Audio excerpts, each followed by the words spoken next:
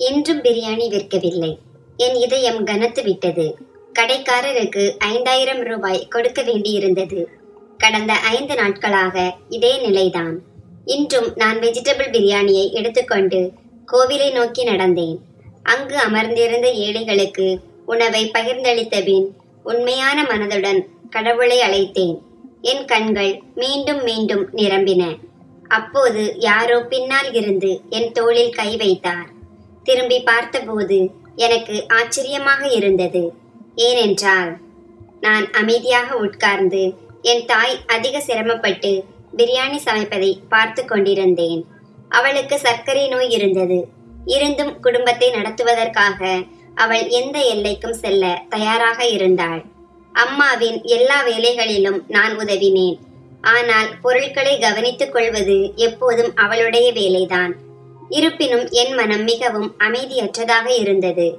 பிரியாணி விற்று 4 நாட்கள் கடந்து விட்டன. இன்று 5வது நாள். இன்று நான் என்ன நடந்தாலும் பரவாயில்லை, நான் சந்தையில் நிற்பேன் என்று முடிவு செய்தேன். கடைக்காரருக்கு இன்னும் சுமார் 5000 ரூபாய் கொடுக்க வேண்டியிருந்தது. 4 நாட்களாக நான் சமைத்த வெஜிடபிள் பிரியாணியை கோவிலுக்கு அருகில் சென்று விநியோகித்து வந்தேன். ஏனென்றால் மாலையாகிவிட்டால் வேறு வழியின்றி அந்த உணவை ஏழைகளுக்கு பங்கிட வேண்டியிருந்தது. நான் அப்படி செய்யாவிட்டால் மறுநாள் அந்த உணவு அனைத்தும் கெட்டுவிடும். மேலும் எனக்கு அதிக நஷ்டம் ஏற்படும். என் அம்மா என்னை பார்த்து, இன்று நான் அதிக செலவு செய்திருக்கிறேன் மகனே, ஆனால் நீ கடினமாக உழை. இன்று உன் பிரியாணி நிச்சயமாக விற்கும். தைரியமாக இரு, நம்பிக்கையை இழக்காதே. உன் அப்பா எப்போதும் சொல்வார், ஒரு மனிதன் உண்மையான மனதுடன் உழைக்கும் போது கடவுள் நிச்சயமாக அவனது கையை பிடித்துக் கொள்வார். இன்று நீ வெற்றி பெற வேண்டும் என்று நான் பிரார்த்திக்கிறேன் என்றார். நான் என் அம்மாவை பார்த்து, அம்மா, கடந்த 4 நாட்களாக இதையே தான் சொல்கிறீர்கள். ஆனால் ஒவ்வொரு நாளும் எனக்கு ஏமாற்றம்தான் கிடைக்கிறது. வேறு ஏதாவது வேலை செய்யலாம். இந்த தொழில் நமக்கு நஷ்டத்தை மட்டுமே தருகிறது என்றேன். 4 நாட்களாகியும் ஒரு 1/4 கிலோ பிரியாணியை கூட யாரும் வாங்க வரவில்லை. இவ்வளவு பெரிய பாத்திரத்தை செய்து எடுத்துச் செல்கிறோம். ஆனால் வாங்குவதற்கு யாரும் இல்லை. ஏதோ தவறு இருக்கிறது. அம்மா மெதுவாக சொன்னாள், இதைத்தான் நானும் யோசிக்கிறேன் மகனே. மக்கள் சுவைத்து பார்த்தால்தான் எப்படி இருக்கிறது என்று தெரிந்து கொள்வார்கள். ஆனால் நீ நம்பிக்கையை இழக்காதே. இன்று கடைசியாக முயற்சி செய்து பார். இன்றும் எதுவும் நடக்கவில்லை என்றால் வேறு ஏதாவது யோசிப்போம் என்றார். கவலையுடன் நான், நீங்கள் சொல்வது சரிதான் அம்மா. ஆனால் இன்றும் எதுவும் விற்கவில்லை என்றால் பெரிய சிக்கலாகிவிடும். கடைக்காரருக்கு பணம் கொடுக்க வேண்டும் என்றேன். அம்மா பிரியாணியில் கரண்டியை சுழற்றியபடி, இவ்வளவு சீக்கிரம் ஏன் தோல்வியை ஒப்புக்கொள்கிறாய் மகனே? கடவுளின் ஒவ்வொரு செயலிலும் ஏதோ ஒரு நல்லது இருக்கும். அது இப்போதைக்கு நமக்கு புரியாமல் இருக்கலாம் என்றார். நான் அமைதியாகி விட்டேன். உண்மையை சொல்ல போனால் அம்மா சொல்வது முற்றிலும் சரி. கடவுளின் ஒவ்வொரு செயலுக்கும் ஒரு காரணம் உண்டு. ஆனால் சில சூழ்நிலைகள் மனிதனை பெரும் துன்பத்தில் ஆழ்த்தி விடுகின்றன. சிறிது நேரம் கழித்து அம்மா பிரியாணிக்கு கடைசி தம் போட்டுவிட்டு, சரி மகனே, இப்போது தள்ளுவண்டியை கொண்டு வா என்றார். நான் மற்ற பொருட்களை தயார் செய்கிறேன் என்றேன். அவர் சொன்னதை கேட்டு நான் வெளியே சென்றேன். என் உதடுகளில் ஒரே ஒரு பிரார்த்தனை தான் இருந்தது. கடவுளே, என் கஷ்டங்களை எளிதாக்கு. தொடர்ந்து 5 நாட்கள் கடந்து விட்டன. இன்றும் எனக்கு எந்த லாபமும் இல்லை என்றால் மிகப்பெரிய நஷ்டம் ஏற்படும். கடைக்காரரின் பணத்தை நான் எப்படி திருப்பிக் கொடுப்பேன்? இந்த சிந்தனையால் என் தலை மரத்து போனது. தள்ளுவண்டி கடைக்கு சென்று வாடகையை கொடுத்துவிட்டு ஒரு தள்ளுவண்டியை எடுத்துக்கொண்டு வீடு திரும்பினேன். இதற்கிடையில் அம்மா தயிர் பச்சடி மற்றும் மற்ற பொருட்களையும் தயார் செய்து வைத்திருந்தார். அவருடன் சேர்ந்து பெரிய பாத்திரத்தை தள்ளுவண்டியில் வைத்து அனைத்தையும் ஒழுங்காக அடுக்கி தெருவில் நின்றேன். நம்பிக்கையான கண்களுடன் போவோர் வருவோரை பார்த்து கொண்டிருந்தேன். ஒருவேளை யாராவது என்னிடம் ஒரு 1/4 கிலோ பிரியாணி வாங்க மாட்டார்களா? ஆனால் எல்லாரும் என்னை பார்த்துவிட்டு முன்னோக்கி சென்றார்கள். அவர்களின் கண்களில் ஏதோ ஒரு வினோதமான கேள்வி இருந்தது. அவர்கள் ஏதோ சொல்ல விரும்புவது போல். ஆனால் என்னால் புரிந்து கொள்ள முடியவில்லை. சிறிது நேரம் வாசலில் நின்ற பிறகு நான் தள்ளுவண்டியை இழுத்துக்கொண்டு சந்தையை நோக்கிச் சென்றேன். அங்கே ஏற்கனவே பல தள்ளுவண்டிகள் இருந்தன. துணிக்கடைகள், பள்ளி மற்றும் நிறைய கூட்டம் இருந்தது. இன்று என் பிரியாணி விற்கும். நான் பணத்துடன் வீடு திரும்புவேன் என்று எனக்கு முழு நம்பிக்கை இருந்தது. என் வாழ்க்கையில் துன்பங்கள் இன்னும் முடியவில்லை என்று எனக்கு தெரியும். நான் தள்ளுவண்டியுடன் ஒரு மூலையில் நின்றபோது திடீரென்று 4 பேர் என்னிடம் வந்து, யாருடைய அனுமதியுடன் இங்கே தள்ளுவண்டி வைத்திருக்கிறாய்? நீ கமிட்டி உறுப்பினரிடம் இந்த இடத்தை வாங்கினாயா என்று கேட்டார்கள். எனக்கு ஆச்சரியமாக இருந்தது. அவர்கள் பேசியது எனக்கு புரியவில்லை. அவர்களில் ஒருவன் கடுமையாக, சீக்கிரம் சொல், இல்லையென்றால் இப்போதே ரமேஷ் அண்ணாவுக்கு போன் செய்து கேட்டு விடுகிறோம். உன் பெயர் என்ன என்றான். நான் பயந்து போய், ஐயா, நான் இன்றுதான் முதல் முறையாக வந்திருக்கிறேன். எந்த ரமேஷ் அண்ணா? எந்த இடத்தை வாங்க வேண்டும்? எனக்கு எதுவும் தெரியாது என்றேன். என் பேச்சை கேட்டவர்களில் ஒருவன், இந்த இடம் கமிட்டி ஆட்களுக்காக ஒதுக்கப்பட்டிருக்கிறது. யார் பணம் கொடுக்கிறார்களோ அவர்கள்தான் இங்கே தள்ளுவண்டி வைப்பார்கள். யாரும் சும்மா வந்து நிற்க முடியாது என்றான். அவன் சொன்னதை கேட்டு நான் கலங்கி போனேன். நான் பணிவாக, ஐயா, என்னால் இடம் வாங்க முடியாது. இன்று ஒரு நாள் வாடகையும் கொடுக்க முடியாது. 4 நாட்களாக ஒரு 1/4 கிலோ பிரியாணி கூட விற்கவில்லை. இங்கு பொருட்கள் விரைவில் விற்கும் என்று ஒரு நண்பன் சொன்னான். தயவு செய்து இன்று என்னை இங்கேயே நிற்க விடுங்கள் என்றேன். ஆனால் அவர்கள் தலையசைத்து, நீ வாடகை கூட கொடுக்க முடியாவிட்டால் இங்கு ஏன் நிற்கிறாய்? உன் தள்ளுவண்டியை அகற்று. இங்கே வேறு யாராவது நிற்பார்கள் என்றார்கள். நான் கைகளை கூப்பி, அப்படி சொல்லாதீர்கள். நான் எல்லா பொருட்களையும் அடுக்கிவிட்டேன். இப்போது நான் எங்கே போவேன் என்றேன். அப்போது ஒருவன் என் காலரை பிடித்து, உனக்கு புரியவில்லையா? இது உன் அப்பனின் இடமில்லை. எப்போது வேண்டுமானாலும் வந்து ஆக்கிரமித்துக் கொண்டு தயவு பிச்சை கேட்க. உன் தள்ளுவண்டியை எடுத்துக்கொண்டு இங்கிருந்து போ.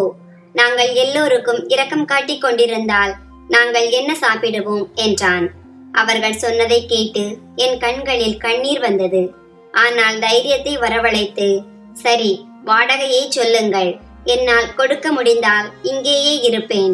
இன்று என் பிரியாணி அனைத்தும் இங்கேயே விற்றுவிடும் என்று எனக்கு நம்பிக்கை இருக்கிறது என்றேன். அப்போது ஒருவன், ஒரு நாள் வாடகை 5000 ரூபாய். உன்னால் கொடுக்க முடியுமா என்றான். நான் ஆச்சரியத்துடன் அவர்களை பார்த்து, இல்லை ஐயா, நீங்கள் பொய் சொல்கிறீர்கள். இவ்வளவு சிறிய இடத்திற்கு 5000 ரூபாய் வாடகை இருக்க முடியாது. நீங்கள் என்னை துரத்த பார்க்கிறீர்கள். ஒரு மனிதன் இன்னொருவருக்கு ஏன் இப்படி செய்ய வேண்டும்? மனித நேயம் என்று ஒன்றும் இருக்கிறதல்லவா என்றேன். என் பேச்சை நான் முடிப்பதற்குள் அவர்களுள் மிகவும் பலசாலி வந்து என்னை பலமாக தள்ளினான். மற்றும், இங்கிருந்து உன் சாமான்களை அகற்று, இல்லை என்றால் உன் பிரியாணியை இப்போதே கீழே கொட்டி விடுவோம் என்றான். அவர்கள் எல்லையை கடந்து விட்டார்கள். இப்போது சுற்றிலும் கூட்டம் கூடியிருந்தது. நான் அமைதியாக தள்ளுவண்டிக்கு அடியில் வைத்திருந்த கற்களை அகற்ற ஆரம்பித்தேன். நான் மிகவும் நேர்மையான மனிதன். அப்பா இறந்ததிலிருந்து நான் சண்டையிடுவதை நிறுத்திவிட்டேன். பேசுவதற்கு கூட பயமாக இருந்தது. அப்பா உயிரோடு இருந்தபோது எந்த குறையும் இருக்காது. அவரது அரசு வேலையால் எங்கள் வாழ்க்கை மிகவும் எளிதாக ஓடியது. அப்பா இந்த உலகத்தை விட்டு சென்றதிலிருந்து எங்கள் கஷ்டங்கள் அதிகமாகிவிட்டன. நான் என் கண்களில் வந்த ஈரத்தை துடைத்து எதிரே நின்றவர்களை பார்த்து, ஒரு நாள் வரும், நான் இங்கேயே நின்று உங்கள் அனைவரையும் சிறைக்கு அனுப்புவேன். இது அரசாங்க நிலம். இங்கு யார் வேண்டுமானாலும் தங்கள் தள்ளுவண்டியை வைக்கலாம். ஆனால் உங்களை போன்றவர்கள் இதை ஒருபோதும் புரிந்து கொள்ள மாட்டீர்கள் என்று சொல்லிவிட்டு என் தள்ளுவண்டியை முன்னோக்கி நகர்த்தினேன். அங்கே நின்று மேலும் அவமானப்பட நான் விரும்பவில்லை. இப்போது எங்கே போவது என்று எனக்கு தெரியவில்லை. என் பிரியாணி விற்க கூட இடம் எதுவும் இல்லை. நான் சந்தை நோக்கி செல்ல முடிவு செய்தேன். மக்கள் ஷாப்பிங் செய்யும் போது ஏதாவது சாப்பிடவும் விரும்புவார்கள் என்று நினைத்தேன். ஆனால் அங்கிருந்தும் துரத்தப்படுவேனோ என்ற பயம் இருந்தது. நான் என் தள்ளுவண்டியை நிறுத்திய போது யாரும் என்னை தடுக்காதது கடவுளுக்கு நன்றி. நான் மனதிற்குள் கடவுளின் பெயரை உச்சரித்து அவரிடம் பிரார்த்தனை செய்து கொண்டிருந்தேன். கடவுளே, என் மீதும் உன் கருணை பார்வையை செலுத்து. நீதான் சொன்னாய், நீ ஒவ்வொரு ஏழைக்கும் உதவுவாய் என்று, யாரையும் பட்டினி போட மாட்டாய் என்று. கடவுளே, எனக்கு உதவுங்கள். நான் என் நோயுற்ற தாய்க்கு வருத்தத்தை கொடுக்க விரும்பவில்லை. நான் உன் முன் கைகளை கூப்பி உன்னிடமே யாசிக்கிறேன். ஆனால் நேரம் கடந்து கொண்டே இருந்தது. என் தள்ளுவண்டி அருகில் யாரும் வரவில்லை. மற்ற கடைக்காரர்களை பார்த்து நானும் சத்தம் போட ஆரம்பித்தேன். கூச்சமாக இருந்தது. ஏனென்றால் நான் பிகாம் மாணவன். ஆனால் என்ன செய்வது? நிர்பந்தம் ஒருவனை எதையும் செய்ய வைக்கும். நீண்ட நேரம் முயற்சி செய்தேன். ஆனால் யாரும் வரவில்லை. பிறகு தள்ளுவண்டியை தூக்கி கொண்டு முன்னோக்கி சென்றேன். ஆரம்பத்தில் மக்களுக்கு பிடிக்காமல் இருக்கலாம் என்று நினைத்தேன். வேறு எங்காவது வைத்தால் ஒருவேளை விற்கலாம். ஆனால் ஏன் என்று தெரியவில்லை. என் வாழ்க்கை துரதிர்ஷ்டத்தால் சூழப்பட்டிருந்தது போல் இருந்தது. ஒரு பிரியாணியை கூட யாரும் வாங்கவில்லை. மதியம் 3 மணி ஆகிவிட்டது. நான் காலை 11 மணிக்கு வீட்டிலிருந்து புறப்பட்டேன். ஆனால் ஒரு தட்டு கூட விற்கவில்லை. இப்போது கண்ணீர் நிற்கவில்லை. நான் வானத்தை பார்த்து கதறி அழுதேன். கடவுளே, எனக்கு ஏன் இப்படி நடக்கிறது? யாராவது என் பிரியாணியை வாங்க மாட்டார்களா? ஒரே ஒரு தட்டு. மக்கள் என் சுவையை சுவைக்காமல் நான் நன்றாக சமைக்கிறேன் என்று அவர்களுக்கு எப்படி தெரியும்? நேரம் வேகமாக ஓடியது. மாலை 5 மணி ஆகிவிட்டது. நான் இதுவரை ஒரு துளியை கூட வாயில் வைக்கவில்லை. பசியும் துக்கமும் என்னை உள்ளுக்குள் உடைத்து கொண்டிருந்தது. ஆனாலும் என்னை தேற்றிக்கொண்டு சத்தம் போட்டுக்கொண்டே இருந்தேன். ஆனால் யாரும் வரவில்லை. சோர்வடைந்து தரையில் அமர்ந்து அழுது கொண்டே கடவுளிடம், கடவுளே, இவ்வளவு பரீட்சை வைக்காதே. நான் அனாதை. நீ அனாதைகளுக்கு சரணாலயம். பிறகு எனக்கு மட்டும் ஏன் இப்படி? என் பக்கத்து தள்ளுவண்டிகள் நன்றாக ஓடிக்கொண்டிருந்தன. யாரோ மோர் விற்றார்கள், யாரோ சர்பத். மக்கள் அங்கேயே கூடியிருந்தார்கள். ஆனால் என் பக்கம் யாரும் பார்க்கவில்லை.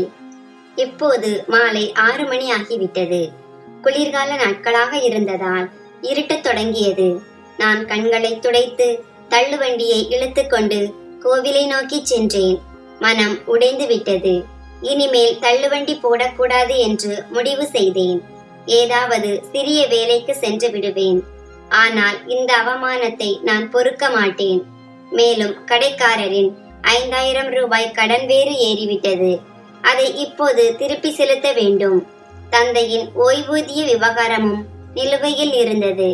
அது கிடைத்தால் கொஞ்சம் நிம்மதி கிடைக்கும்.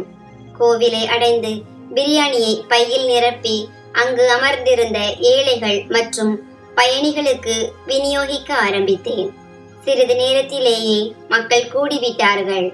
என் கண்களில் இருந்து கண்ணீர் வழிந்து கொண்டிருந்தது.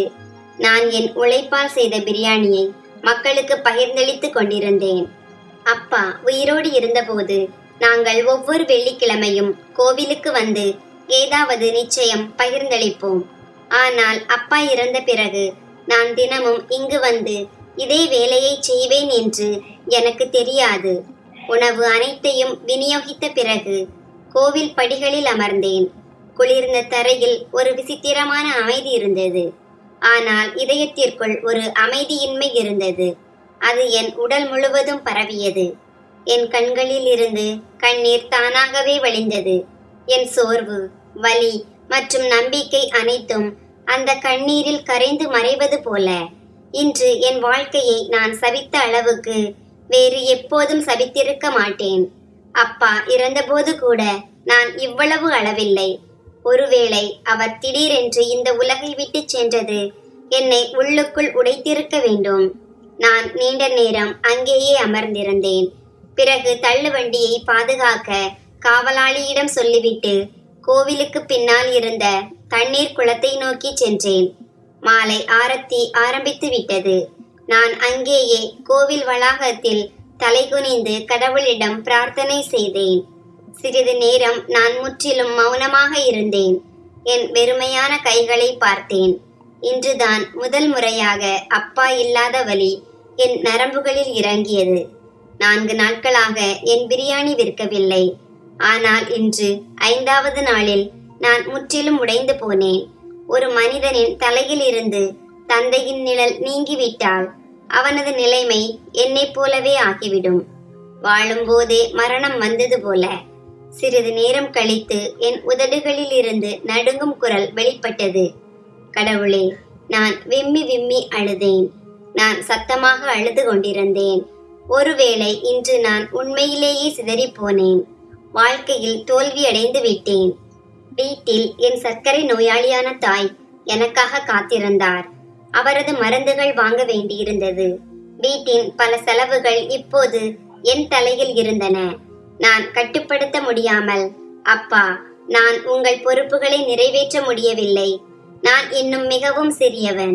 இந்த மக்கள் கூட்டமான உலகில் நீங்கள் என்னை இப்படி தனியாக விட்டு விடுவீர்கள் என்று எனக்கு கூட தெரியவில்லை. உங்கள் சைலேஷ் இன்னும் விவரம் அறியாதவன் என்று உங்களுக்கு ஒருமுறை கூட தோன்றவில்லையா? இந்த உலகை சமாளிக்கும் அளவுக்கு அவனுக்கு புரிதல் இல்லை என்று, நீங்கள் இவ்வளவு சீக்கிரம் சென்று விடுவீர்கள் என்று உங்களுக்கு தெரிந்திருந்தால் குறைந்தபட்சம் என்னை சம்பாதிக்கும் அளவுக்கு புரிந்து கொள்ளும் திறன் கொண்டவனாக ஆக்கியிருக்கலாமே என்றேன். இவ்வளவு சொல்லிவிட்டு மீண்டும் அழுதேன். நீண்ட நேரம் தலை குனிந்து கடவுள் முன் கண்ணீர் வடித்தேன். பிறகு நடுங்கும் குரலில், கடவுளே, உனக்கு எல்லாம் தெரியும். நான் என்ன நிலையில் இருக்கிறேன் என்று உனக்கு தெரியும். நீ யாரையும் பட்டினியாக வைக்க மாட்டாய் என்று சொன்னாய். என் கடவுளே, இன்று நானும் எதுவும் சாப்பிடவில்லை. என் வயிற்றில் எதுவும் இல்லை. என் மேல் சுமத்தப்பட்டுள்ள பொறுப்புகளின் சுமைக்காக மட்டுமே.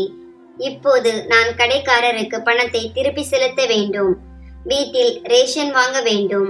அம்மாவின் மருந்துகளை வாங்க வேண்டும். மின்சாரம் மற்றும் எரிவாயு பில்களை செலுத்த வேண்டும். நான் இதையெல்லாம் எப்படி செய்வது? என் பிரியாணியை யாரும் வாங்கவில்லை என்றால் நான் எப்படி முன்னேறுவது? நான் அதிக படிப்பு படிக்கவில்லை.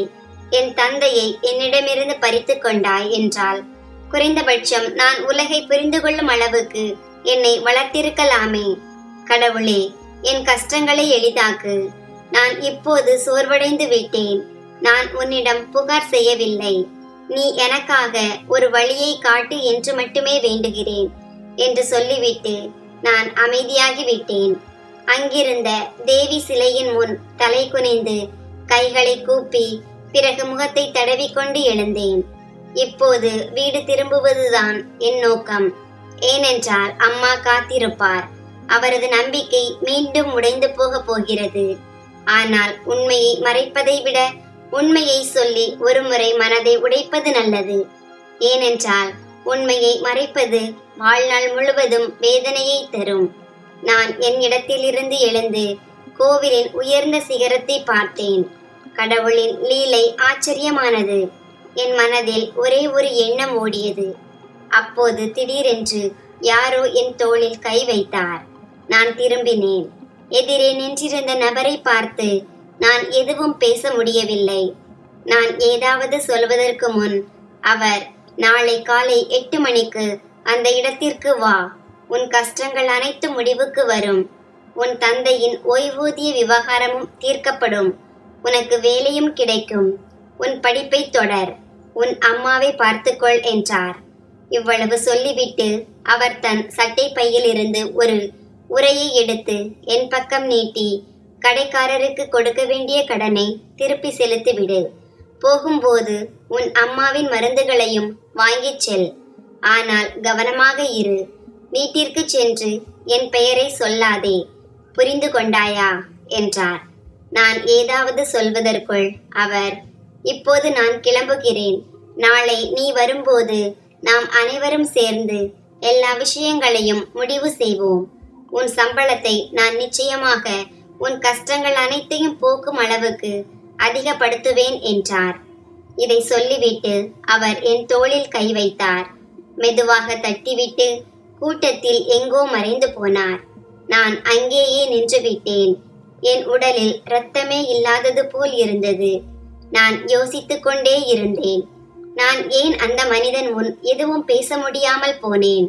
நான் ஏன் திடீரென்று கல் போல ஆகிவிட்டேன் என்று எனக்கு புரியவில்லை. என் கையில் இருந்த உரையை திறந்து பார்த்தேன். அதில் 500 ரூபாய் நோட்டுகள் பல இருந்தன. நிச்சயமாக அவற்றின் எண்ணிக்கை அதிகமாக இருந்தது. இது ஒரு பொதுவான இடம். அதனால் அங்கே பணத்தை எண்ணுவது சரியாக இருக்காது. நான் உடனடியாக அந்த நோட்டுகளை என் சட்டை பையில் வைத்துக்கொண்டு வெளியே வந்தேன். காவலாளி என் தள்ளுவண்டி அருகில் நின்று கொண்டிருந்தார். அவருக்கு நன்றி சொல்லிவிட்டு தள்ளுவண்டியை இழுத்துக்கொண்டு வீட்டை நோக்கி சென்றேன். மனதில் ஒரு விசித்திரமான குழப்பம் இருந்தது. நான் அந்த மனிதனை பற்றி அம்மாவிடம் சொல்லிவிட்டால் எல்லாம் வீணாகிவிடும். ஆனால் அவளிடமிருந்து எப்படி மறைக்க முடியும்? எல்லாவற்றிற்கும் மேலாக இந்த முழு கதையும் அவளுடன் இணைந்திருந்தது. இருப்பினும் இப்போதைக்கு என் வாயை திறக்கக்கூடாது என்று முடிவு செய்தேன். நீண்ட தூரம் பயணித்து நான் வீடு சேர்ந்தபோது முதலில் தள்ளுவண்டியை கடைக்காரரிடம் திருப்பிச் செலுத்தினேன். கடனுக்குரிய பணத்தை கொடுத்தேன் மற்றும் அம்மாவின் மருந்துகளையும் வாங்கினேன். இருந்தும் உரையில் இன்னும் நிறைய பணம் மிச்சம் இருந்தது. வீடு வந்து சேர்ந்தபோது அம்மா வராண்டாவில் எனக்காக காத்திருந்தார். என்னை பார்த்ததும் அவர் முகத்தில் உண்மையான மகிழ்ச்சி தெரிந்தது. அவர் தடுமாறும் அடிகளுடன் என் அருகில் வந்து என் நெற்றியில் முத்தமிட்டு, மகனே, இன்று உன் பிரியாணி விற்றுவிட்டது அல்லவா? கடவுள் கருணை உள்ளவர் என்று எனக்கு தெரியும். நீ ரொம்ப கஷ்டப்பட்டாய் என்றார். பிறகு நான் முடிவு செய்துவிட்டேன். இனி தினமும் 2 பாத்திரங்கள் பிரியாணி செய்வேன். நீ 2ஐயும் விற்றுவிடு. வருமானம் இன்னும் அதிகமாகும் என்றார். நான் புன்னகைத்து, முதலில் மருந்து சாப்பிடுங்கள் அம்மா, பிறகு எனக்கு சாப்பாடு கொடுங்கள் என்றேன். அம்மா, நீ சாப்பிடக்கூடவா பிரியாணி மிச்சமில்லை என்றார். நான் தலையசைத்து இல்லை என்று பதிலளித்தேன். அவர், இன்று நான் எதுவும் சமைக்கவில்லை மகனே. அரிசி தீர்ந்து விட்டது. காய்கறிகளுக்கு பணம் இல்லை. 1 கப் டீ மட்டுமே குடித்தேன். பரவாயில்லை, எனக்கு அதிக பசி இல்லை என்றார். அவரது அப்பாவி முகத்தை பார்த்து என் கண்கள் நிரம்பின. என்னை தேற்றிக் கொண்டு, நீங்கள் உட்காருங்கள் அம்மா, நான் வெளியே இருந்து ஏதாவது வாங்கி வருகிறேன் என்றேன். இப்போது வெறும் வயிற்றில் மருந்து சாப்பிடாதீர்கள், அது தீங்கு விளைவிக்கும். பிறகு நான் உடனடியாக வெளியே சென்றேன். நான் பருப்பு சாதம் மற்றும் 4 இட்லி வாங்கினேன். அம்மாவுக்காக பாலும் வாங்கினேன். அவர் நாளுக்கு நாள் பலவீனமாகிக் கொண்டிருந்தார். அப்பாவின் மறைவுக்கு பிறகு அவர் உடைந்து போய்விட்டார். நான் எப்போதும் அவரை பற்றிய கவலையில் இருந்தேன். நான் வீடு திரும்பிய போது அம்மா தட்டுடன் உட்கார்ந்திருந்தார். நான் உணவை அவர் முன் வைத்துவிட்டு அவரிடம் அமர்ந்தேன். அவர், இன்று வருமானம் எப்படி இருந்தது மகனே? என்ன விலைக்கு விற்றாய் என்று கேட்டார். நான் புன்னகையுடன் பொய் சொன்னேன். நல்ல விலை கிடைத்தது அம்மா, நீங்கள் சொன்னது சரிதான். இன்று சாப்பாடு மிகவும் ருசியாக இருந்தது. சாப்பிட்டவர்கள் அனைவரும் பாராட்டினார்கள். இதுதான் முதல் முறையாக நான் அம்மாவிடம் பொய் சொன்னது. பிறகு அவர், வந்த பணத்தை என்னிடம் கொடுத்துவிடு. நான் கொஞ்சம் பணத்தை கடன் அடைப்பதற்கும் கொஞ்சம் அடுத்த முறைக்கான சாமான்களுக்கும் வைத்துக் கொள்வேன் என்றார். நான், அம்மா, இந்த வேலை இப்போது சரியாக வரவில்லை என்று தோன்றுகிறது. 1 நாள் விற்றதால் தினமும் விற்கும் என்று அர்த்தமில்லை.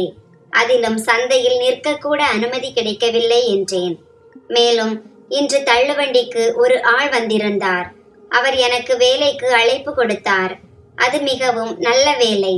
சம்பளமும் நன்றாக இருக்கிறது. அவர் பெரிய மனிதரை போல தெரிகிறார். அவர் அப்பாவின் ஓய்வூதியத்திற்கும் ஏற்பாடு செய்து தருவதாக சொன்னார் என்றேன்.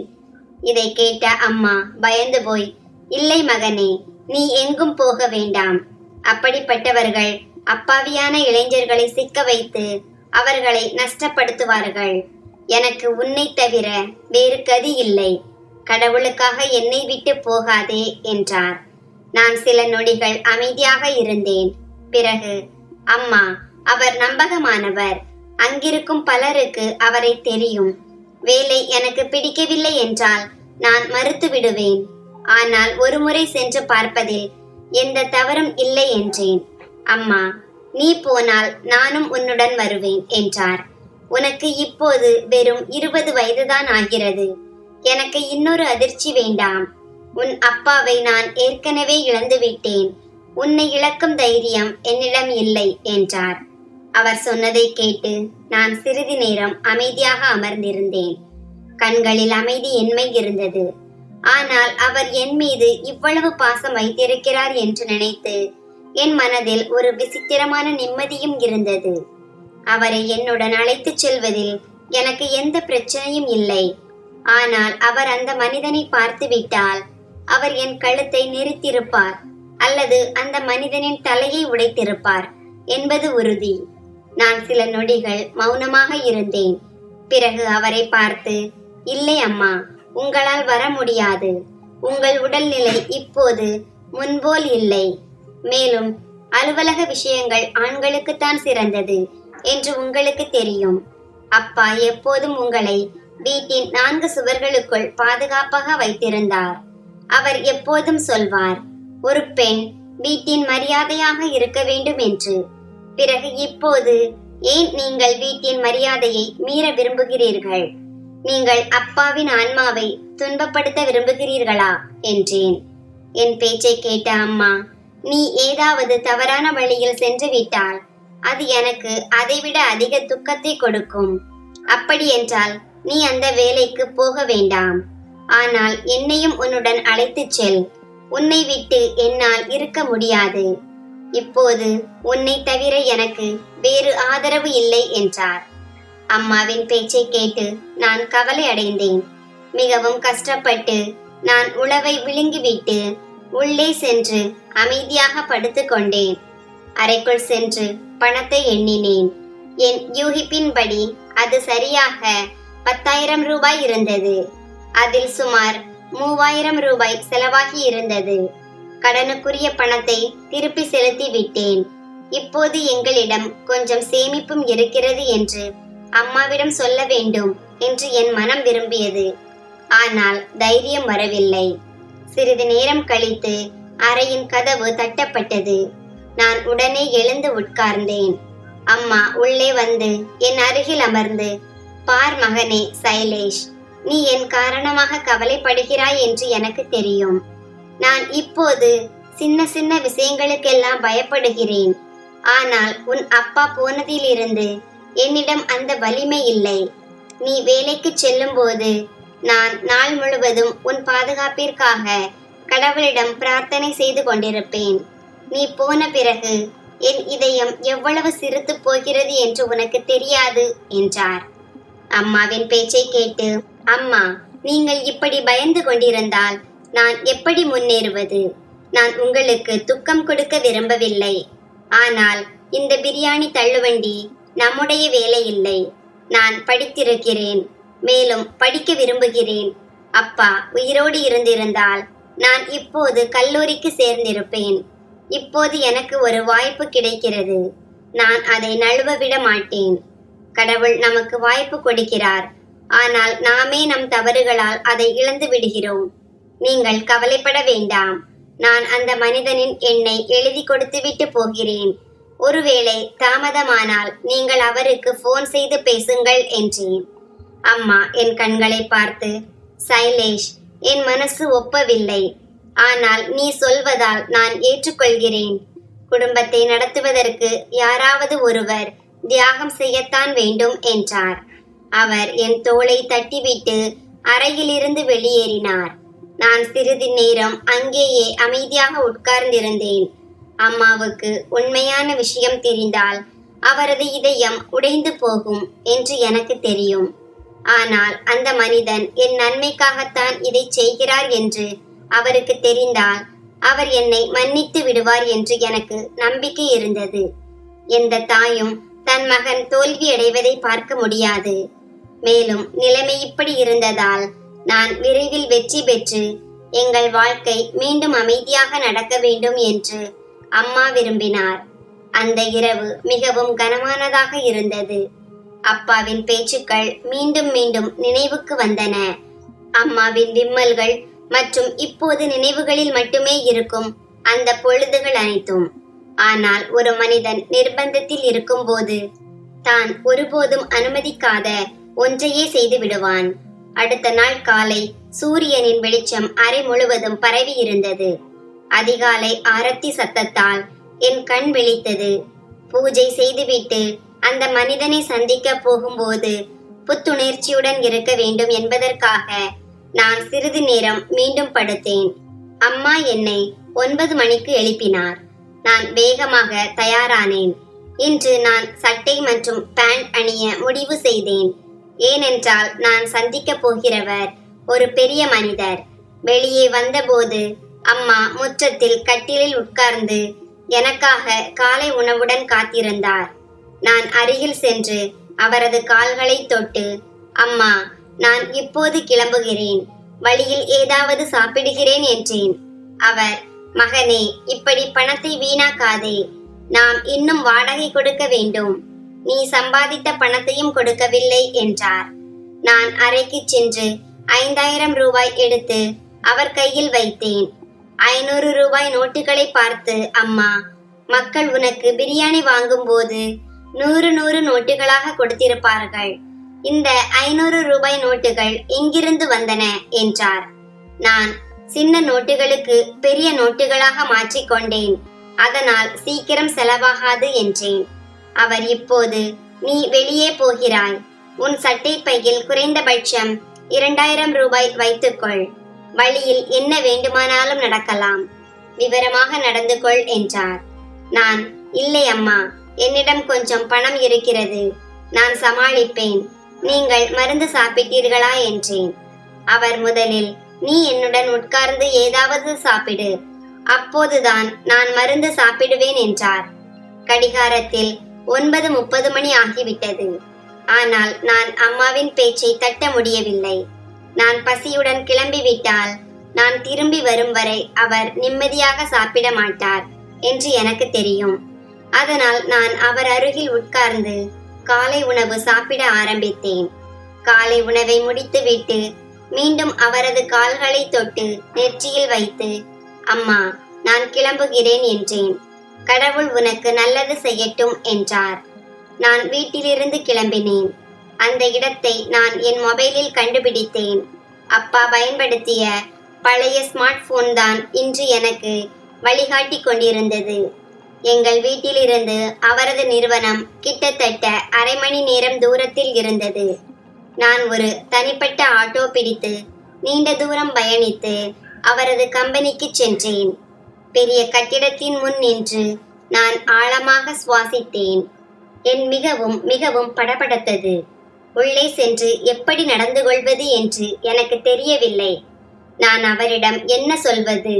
சில ஆண்டுகளுக்கு முன் கடைசியாக சந்தித்த போது நாங்கள் ஒருவரையொருவர் திட்டிக் கொண்டிருந்தோம்.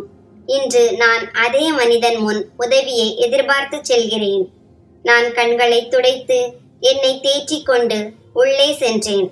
பிரதான வாசலில் அமர்ந்திருந்த ஒரு அழகான பெண் என்னை பார்த்து, உங்கள் பெயர் சைலேஷ் அல்லவா என்றார். நான் தலையசைத்து ஆம் என்றேன்.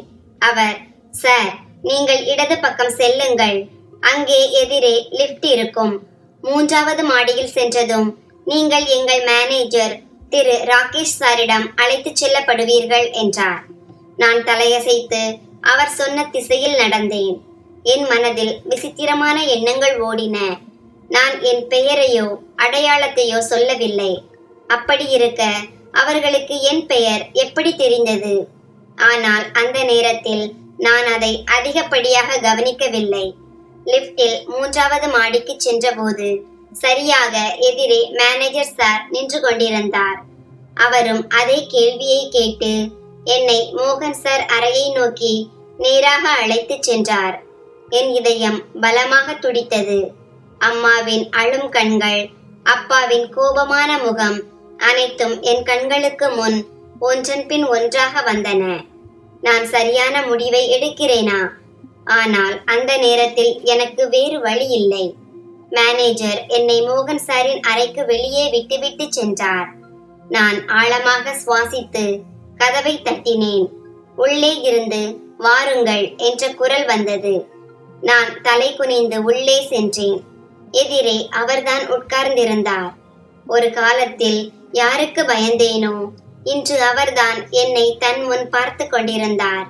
நான் ஏதாவது சொல்வதற்கு முன் அவர் எழுந்து நின்றார். அருகில் வந்து என்னை கட்டியணைத்து என் தோளில் கை வைத்து, உன் தந்தையின் மறைவுக்கு நான் மிகவும் வருந்துகிறேன். நான் இந்தியாவில் இருந்திருந்தால் அவருடைய இறுதிச் சடங்கிற்கு நிச்சயமாக வந்திருப்பேன். உன் அம்மா எப்படி இருக்கிறார் என்றார். நான் மெல்லிய குரலில், ரொம்ப நோய்வாய்ப்பட்டு இருக்கிறார். அப்பா போனதிலிருந்து அவரது சர்க்கரை நோய் அதிகரித்து விட்டது. வீட்டின் நிலைமையும் மிகவும் மோசமாக இருக்கிறது. என் படிப்பும் நின்றுவிட்டது என்றேன். நான் பேசி முடிப்பதற்குள் அவர், உனக்கு வேலை கிடைத்து விட்டது. நீ என் அலுவலகத்திலேயே என் உதவியாளராக வேலை செய்வாய். உன் சம்பளம் மாதம் 1.5 லட்சம் ரூபாய் இருக்கும். உன் தந்தையின் ஓய்வூதியத்தை பற்றியும் நான் பேசியிருக்கிறேன். அடுத்த மாதத்திலிருந்து அதுவும் கிடைக்க ஆரம்பித்துவிடும். வேறு ஏதாவது கஷ்டம் இருந்தால் சொல், நான் தீர்த்து வைக்கிறேன் என்றார். நான் ஆச்சரியத்துடன், ஆனால் அப்பா உங்களை வாழ்நாள் முழுவதும் சபித்தாரே. கடைசியாக நீங்கள் எங்கள் வீட்டிற்கு வந்தபோது அம்மாவும் உங்களை ரொம்ப திட்டி இருந்தாரே. பிறகு ஏன் எனக்கு உதவுகிறீர்கள்? அம்மாவுக்கு தெரிந்தால் அவர் ரொம்ப கோபப்படுவார். நீங்கள் எனக்கு வேறு ஏதாவது இடத்தில் வேலை வாங்கி கொடுக்க முடியாதா என்றேன். அவர் புன்னகைத்து, நான் உனக்கு எங்கும் வேலை வாங்கி கொடுக்க முடியும். ஆனால் நான் கொடுக்கும் அளவுக்கு சலுகைகள் வேறு யாரும் கொடுக்க மாட்டார்கள்.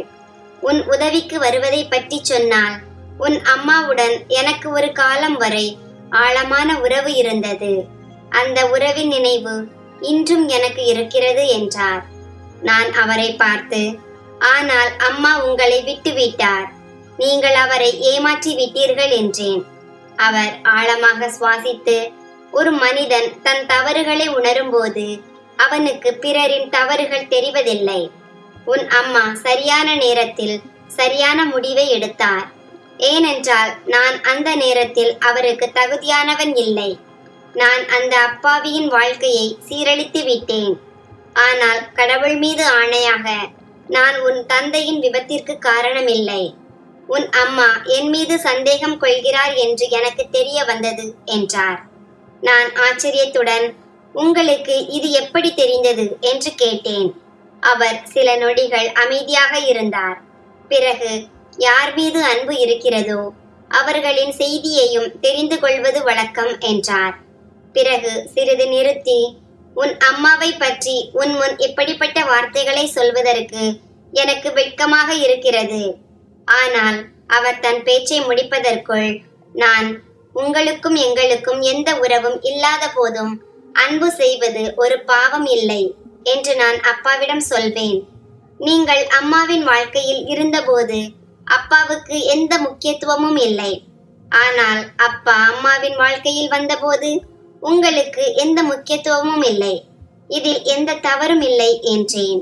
என் பேச்சை கேட்டு அவர் என் தோளில் கை வைத்து, இப்போது சொல், நீ என்னிடம் வேலை செய்வாயா அல்லது வேறு எங்காவது என்றார். நான் தலையசைத்து, 1.5 லட்சம் ரூபாய் சம்பளம் வேண்டாம். உங்கள் அளவுக்கு சலுகைகள் வேண்டாம். ஆனால் நான் உங்களுடன் வேலை செய்ய முடியாது மோகன் சார். நீங்கள் எனக்கு வேறு ஏதாவது இடத்தில் வேலை வாங்கி கொடுத்தால் நான் உங்களுக்கு எப்போதும் நன்றி உடையவனாக இருப்பேன். நான் என் படிப்பையும் தொடர வேண்டும். என் திருமணம் நடக்கும். அம்மாவின் உடல்நிலையும் சரியில்லை. எல்லாம் என் தோளில் இருக்கிறது. ஆனால் நான் அம்மாவை ஏமாற்ற விரும்பவில்லை. நீங்கள் எனக்கு ஒரு உதவி செய்ய வேண்டும். நீங்கள் எனக்கு வேலை வாங்கி கொடுங்கள். இது என் வாழ்நாள் முழுவதும் நன்றி கடனாக இருக்கும் என்றேன். என் பேச்சை கேட்ட அவர் சிறிது நேரம் மௌனமாக இருந்தார். பிறகு, நீ சொல்வது சரிதான். நான் உன் வாழ்க்கையில் ஒரு மாற்றத்தை நிச்சயமாக கொண்டு வருவேன். ஆனால் உன் அம்மாவுக்கு ஏற்பட்ட நஷ்டத்தை என்னால் ஒருபோதும் ஈடு செய்ய முடியாது. என் காரணமாக அவள் தன் தந்தையை இழந்தாள். நான் கடைசி நேரத்தில் வர முடியாமல் போனேன். அவளது முழு வாழ்க்கையும் வீணாகிவிட்டது. உன் அப்பா அவளுக்கு ஆதரவு கொடுக்காமல் இருந்திருந்தால் அவள் தெருவில் பிச்சை எடுக்க வேண்டிய நிலைக்கு தள்ளப்பட்டிருப்பாள். நான் உனக்கு வேலைக்கு ஏற்பாடு செய்கிறேன். உனக்கு 1.5 லட்சம் ரூபாய் சம்பளம் கிடைக்கும். ஆம், சலுகைகள் என் அலுவலகத்தில் இருப்பது போல் இருக்காது. நீ அதிகம் படிக்கவில்லை. அதனால் வேலை கொஞ்சம் வித்தியாசமாக இருக்கும். நீ மக்களுடன் பேசி வேலையை முடிக்க வேண்டும். உன் பேசும் திறன் மிகவும் நன்றாக இருக்கிறது. எனக்கு ஒரு நண்பன் இருக்கிறான். அவனுக்கு இது போன்ற ஒரு பையன் தேவைப்படுகிறான் என்றார். அவர், சரி, இப்போது உட்கார், நாம் சேர்ந்து காஃபி குடிக்கலாம் என்றார். ஆனால் நான், இல்லை சார், வேலைக்கு மட்டும் ஏற்பாடு செய்து கொடுங்கள், நான் உங்களுக்கு எப்போதும் நன்றியுள்ளவனாக இருப்பேன் என்றேன். அவர் தலையசைத்தார். அதே நாளில் நான் வேறு கம்பெனிக்கு அனுப்பி வைக்கப்பட்டேன். அங்குள்ள முதலாளியை சந்தித்து நான் திருப்தி அடைந்தேன். ஏனென்றால் அவர் என்னிடம் மிகவும் நன்றாக பழகினார். அவர் என்னை தன் வலது கையாக ஆக்கி கொண்டார். உண்மையில் மோகன் சார் வேறு யாருமல்ல, என் அம்மாவின் பழைய காதலன். திருமணத்திற்கு முன் அம்மாவுக்கும் அவருக்கும் இடையில் காதல் உறவு இருந்தது. ஆனால் அவர் அம்மாவை வெறும் இனிமையான வார்த்தைகளால் சிக்க வைத்து அவரை பயன்படுத்தி கொண்டார். என் அப்பா அம்மாவின் மாமா பையன். குடும்ப அழுத்தத்தால் அம்மா அப்பாவை திருமணம் செய்து கொண்டார். ஆனால் அவர் மோகன் சாரை தான் திருமணம் செய்ய விரும்பினார். திருமணத்திற்கு ஒரு நாள் முன்பு மோகன் சார் அம்மாவை வீட்டை விட்டு ஓடிவரச் சொல்லி ரயில் நிலையத்திற்கு அழைத்திருந்தார். அம்மா பார்லரில் இருந்து நேராக ரயில் நிலையத்திற்கு சென்றார். ஆனால் அவர் கடைசி நேரத்தில் வரவில்லை. அம்மாவிற்கு கெட்ட பெயர் ஏற்பட்டது. மாப்பிள்ளை ஊர்வலம் திரும்பிவிட்டது. ஆனால் அப்பா திரும்பவில்லை. அவரே ரயில் நிலையத்திற்கு சென்று அம்மாவை வீட்டிற்கு அழைத்து வந்தார். அவர், தவறு உன்மீது இல்லை என்றார். 4 பேரின் முன்னிலையில் திருமணம் செய்து அவரை தன் வீட்டிற்கு அழைத்து வந்தார். யாரும் அவர்களை ஏற்றுக்கொள்ளவில்லை. ஆனால் அப்பா எல்லா உறவுகளையும் எதிர்த்து அம்மாவிற்கு தனியாக வீடு எடுத்து தங்கள் வாழ்க்கையை அமைத்துக் கொண்டார். சரியாக 5 வருடங்களுக்கு பிறகு மோகன் சார் தலை குனிந்து அம்மா மற்றும் அப்பாவிடம் வந்தார். தான் வருத்தத்துடன் வாழ்வதாக மன்னிப்பு கேட்டார். ஆனால் அப்பா அவரது காலரை பிடித்து விட்டார். அம்மா அவரை மிகவும் திட்டி இருந்தார். அன்று முதல் அவர்களுக்கு இடையே சண்டைகள் ஆரம்பித்து அது திட்டுக்கள் மற்றும் கசப்புடன் முடிந்தது. நான் வளர வளர உண்மைகள் என் முன் வந்தன. நான் எப்போதும் திறந்த மனதுடன் இருந்ததால் எனக்கு இதெல்லாம் இப்போது சாதாரணமாக தெரிந்தது. உண்மையான இதயத்துடன் ஒருவர் காதல் கொண்டால் அவர் வயது, பதவி, உறவின் எல்லை அனைத்தையும் மறந்து விடுவார் என்று சொல்வார்கள் அல்லவா? அப்படிப்பட்ட உண்மை காதல் என் அம்மாவுக்கு இருந்தது. பலமுறை நான் அவரிடம், நீங்கள் என் அம்மாவை திருமணம் செய்து கொள்ளுங்கள், அவரது வாழ்க்கை சீரடையும் என்று சொல்ல வேண்டும் என்று என் மனதில் வந்தது. ஆனால் நான் அம்மா முன் அவர் பெயரை கூட எடுக்க முடியாது. ஏனென்றால் அவர் அவரை மிகவும் வெறுத்தார். அவரது வெறுப்பு அவ்வளவு ஆழமாக இருந்தது. அந்த மனிதனின் பெயரை என் முன் ஒருபோதும் எடுக்கக்கூடாது என்று என்னிடம் சொல்லி இருந்தார். நான் இன்று எந்த உயரத்தில் இருக்கிறேனோ அந்த நிலையை அடைய முழு பெருமையும் அவரையே சேரும். ஆனால் இந்த உண்மை என் அம்மாவுக்கு இன்று வரை தெரியாது. ஏனென்றால் அன்றிலிருந்து நான் மோகன் சாரை ஒருபோதும் சந்திக்கவில்லை. நான் என் படிப்பை முடித்தேன், முதுகலை பட்டம் பெற்றேன். இப்போது என் வாழ்க்கையை முழு மனதுடன் வாழ்ந்து கொண்டிருக்கிறேன். வாழ்க்கையில் சில சமயங்களில் இப்படிப்பட்ட சந்தர்ப்பம் வரும்போது கடவுள் நம்மை மேலே உயர்த்த விரும்புவார். அவர் எந்த ரூபத்திலாவது நம் வாழ்க்கையில் ஒரு வழிகாட்டியை அனுப்புவார். அந்த சந்தர்ப்பத்தை மனிதன் அடையாளம் கண்டு அதை பயன்படுத்தி கொள்ள வேண்டும். ஏனென்றால் கடவுள் ஒவ்வொரு முறையும் இப்படிப்பட்ட வாய்ப்பை கொடுப்பதில்லை. நண்பர்களே, இந்த கதை உங்களுக்கு எப்படி இருந்தது என்று கருத்து தெரிவிக்கவும். கதை பிடித்திருந்தால் அதை விரும்பி உங்கள் நண்பர்களுடன் பகிர்ந்து கொள்ளுங்கள். இது போன்ற புதிய சுவாரஸ்யமான கதைகளுக்கு எங்கள் சேனலை சப்ஸ்கிரைப் செய்யுங்கள்.